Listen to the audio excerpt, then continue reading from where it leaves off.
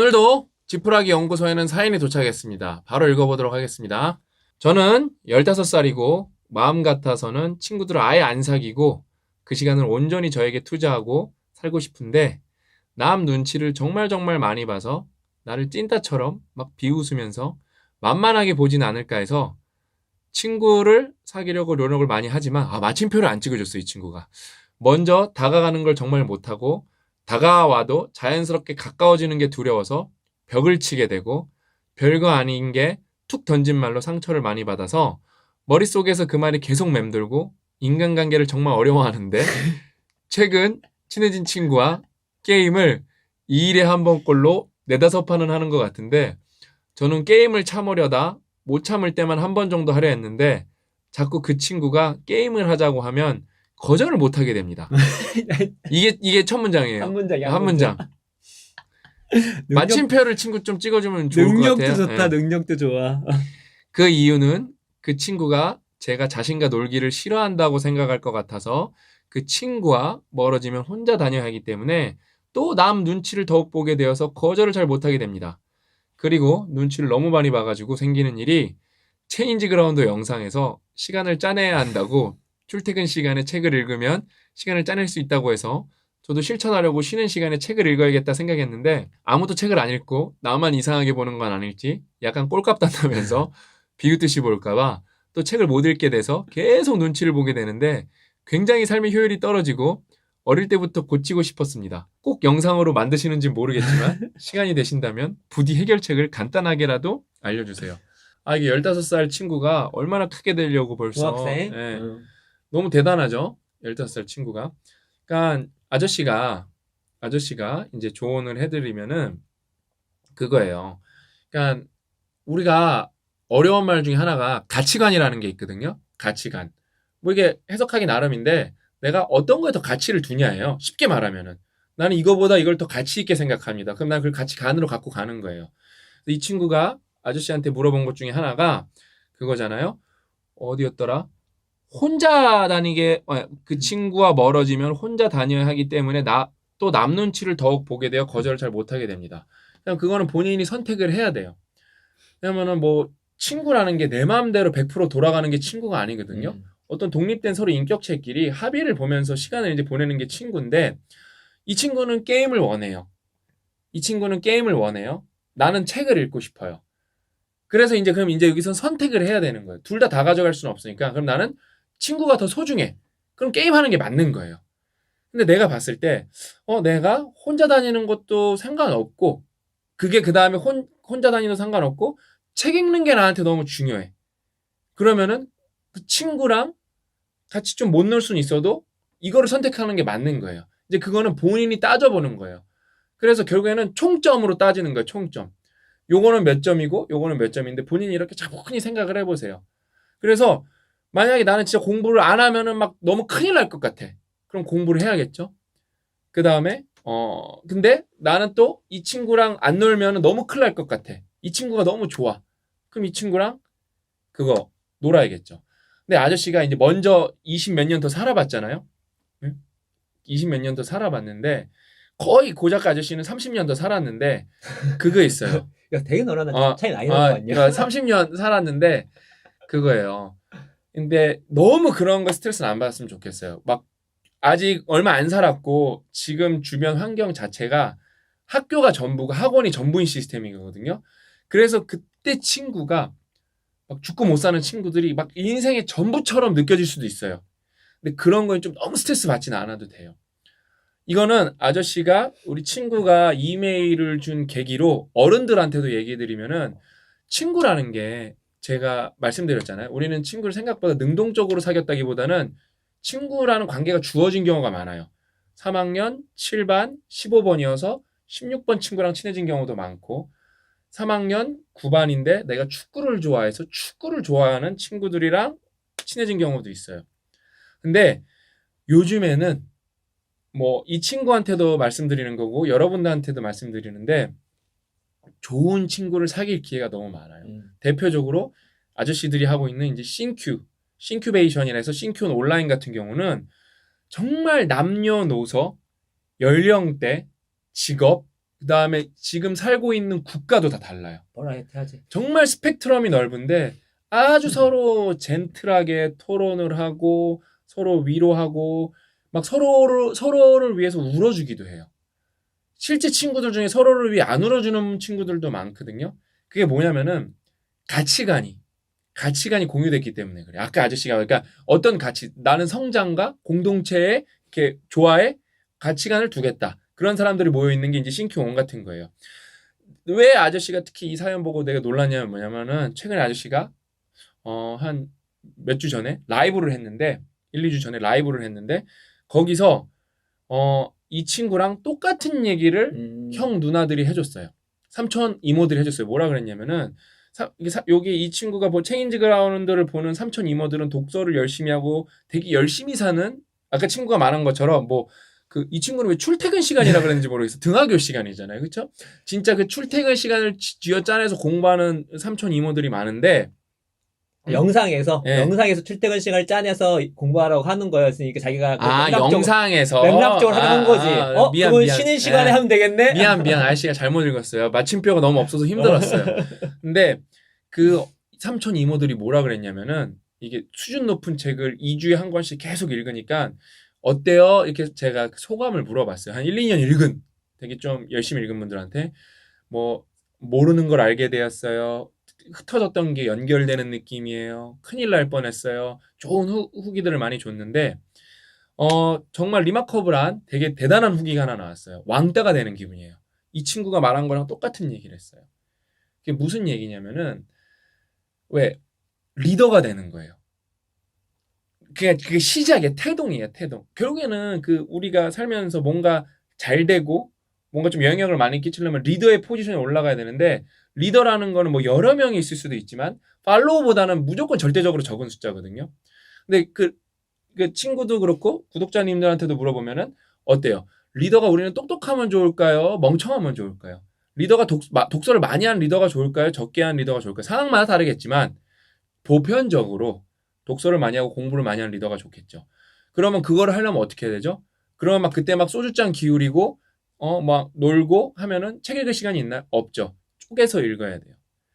그다음에 좋은 책이라는 거는 당연히 또 맥락과 상황에 따라 다르겠지만 어려운 책들이 좋은 책인 경우가 좀 많습니다. 보편적이지 않은 책들도 많고요. 그런 책 읽으려면 어렵고 힘들고 심지어 외로워요. 왜냐면 이 책을 읽는 사람이 많지가 않으니까. 근데 해야 되는 거잖아요. 그렇죠? 그러니까 리더의 첫 발을 들였다 그랬어요. 제가 그 왕따가 그러니까 사람들이 다 거기서 공감을 했어요. 무슨 느낌인지 알 것 같다고. 근데 이 친구가 너무 대단한 게 15살 어린 친구가 지금 삼촌 이모, 30대, 40대, 심지어 50대 삼촌 이모, 엄마, 아빠 뻘이 고민하는 거를 미리 하고 있다는 게 나는 대단히 진짜 놀라워요. 충격적이고. 이제 이 친구 같은 경우 이제 뭐 핵심적인 말씀 다 해주셨으니까 대신 이제 앞으로 이제 살아가면서 맞아요. 나에게 주어진 시간이 되게 소중하고 나에게 투자하는 거 되게 소중한데 이제 살아가다 보면 혼자 할 수 있는 건 거의 없거든요. 그렇죠.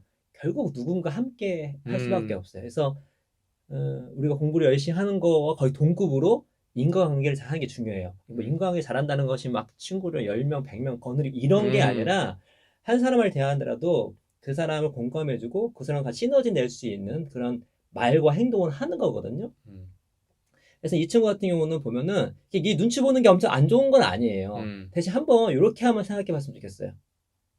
이 친구랑 지내면서 여기 특히 같이 게임하는 친구랑 지내면서 아니 다른 친구라도 본인이 그 친구들한테 요구한 것은 없었는지 아니면 그 친구들이 본인한테 본인이 배려하거나 생각해서 해주는 건 없었는지. 왜냐면 본인이 이제 왕따라는 얘기는 안 했으니까.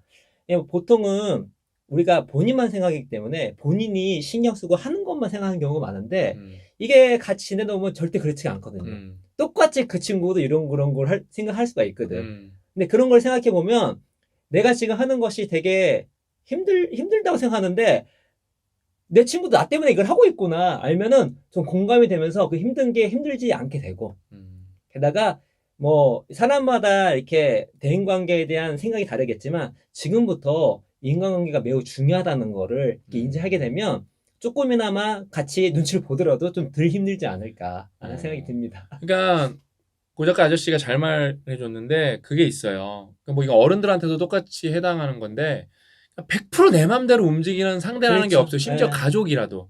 그래서 뭔가를 좀 맞춰가야 돼요. 맞춰가야 돼요. 그게 우리가 뭐 진사회성 동물이 정말 우리가 생물학적으로는 그렇게 엄청 강력한 존재는 아니었지만 지구에서 뭐 절대적인 진사회성 종족으로 살아남은 이유 중에 하나는 협력이거든요. 그러니까 그거가 맞춰간 거거든요.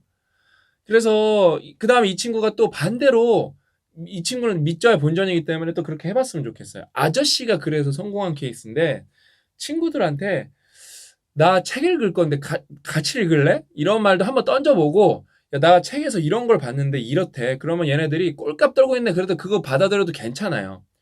예? 그게 크게 문제되지 않아요. 왜냐면은 아저씨가 똑같은 얘기를 해드리면 아저씨 시절에는 대학교 1학년 때 입학하면은 일단 놀았어요. 그냥 공부를 안 했어요. 워낙 입시 지옥에서 탈출했기 때문에 1학기 정도는 막 그냥 뭐 엄청 놀진 않았어도 특히 그러니까 아예 학기 초반에는 노느라 다 바빴어요. 근데 아저씨는 안 그랬어요. 친구 6명이 있었거든요. 6명한테 우리 도서실 가야 된다 그랬어요. 도서관 가야 된다고. 친구들이 얼마나 싫어했겠어요. 예? 근데 꼴값 떠네 진짜 딱 그거예요. 미친 새끼 꼴값 떨고 자빠졌네 그랬는데 그 친구 6명이 그래서 도서관에 갔어요, 실제로. 그래서 다 잤어요. 심지어 가자 그러면 저도 잤어요. 이러고 잤어요. 근데 결국에는 이제 그때가 20살이니까 20년이 지나니까 되돌아볼 수가 있잖아요. 어떻게 되냐면 그 6명이 다 잘 됐어요. 그 다음에 그 6명의 친구 중에서 저를 안 좋아하는 친구는 단 한 명도 없어요. 그 다음에 그 중에 한 명은 저랑 같이 이제 창업을 했고, 그러니까 이게 돌이켜 보니까 그때 용기 내서 좋은 방향으로 가자고 말을 건네준 친구가 진짜 좋은 친구였던 것 같아요. 그게 되게 우연의 일치 같거든요. 정말 그 6명이 다 잘 됐어요. 진짜 과장 없이 40살이거든요. 그 다 친구들이니까 6명 평균 소득이 진짜 과장 없이 1억에서 2억 사이예요. 진짜로. 정말로. 되게 그러니까 잘 된 케이스거든요. 소득으로 따져봤을 때, 그 아저씨 또래 나이로 그럼, 따져봤을 때. 그러니까, 그러니까 이게 아저씨가 돌이켜보니까, 그러니까 지금 또, 왜냐면은 지금 갖고 있는 시스템이라는 게 학교밖에 없기 때문에 너무 모난 행동을 해도 피곤할 수가 있어요. 그래서 아저씨가 어른들처럼 딱 잘라서 그런 사람 무시하고 공부하세요. 그렇게 말을 못 하겠어요. 솔직히. 친구들이랑 어울리는데 좀 말도 던져보고 그다음에 다른 친구를 또 사귀려고도 해보세요.